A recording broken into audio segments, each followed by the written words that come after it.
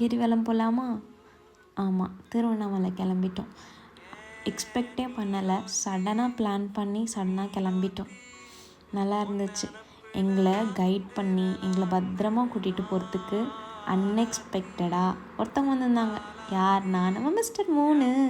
ரொம்ப அழகாக இருந்துச்சு. ரொம்ப பிளஸ்டாக ஃபீல் பண்ணேன்.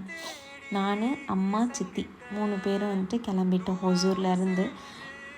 4 மணி நேரம்னு சொல்லியிருந்தாங்க. ஆனால் வந்துட்டு 5 hours ஆகிடுச்சு. அங்கங்கே நிப்பாட்டி ப்ளஸ் வந்துட்டு கொஞ்சம் டிராஃபிக்காக தான் இருந்துச்சு.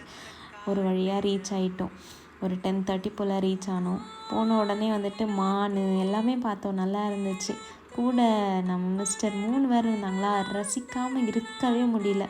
ரொம்ப நல்லா இருந்துச்சு. நான் லாஸ்ட் இயர் இதே டைமுக்கு வந்திருந்தேன். ஆனால் வந்துட்டு என்னோடய ஃப்ரெண்டோட வந்திருந்தேன். நல்லா இருந்துச்சு. டேரெக்டாக வந்துட்டு கோயிலுக்குள்ளேயே போனோம் அந்த டைமு. கிரிவலம் போல். ஆனால் இந்த டைம் ஃபஸ்ட் எக்ஸ்பீரியன்ஸ்.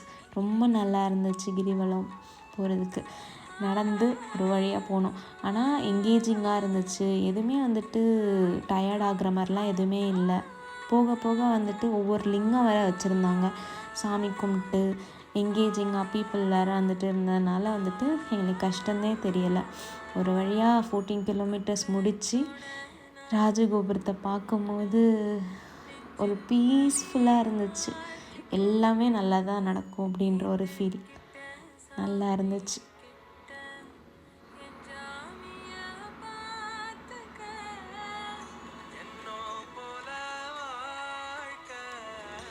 கரெக்டாக வந்துட்டு நம்ம நிலாவும் எங்களை வந்து கொண்டுட்டு வந்து சேர்ந்த மாதிரி இருந்துச்சு.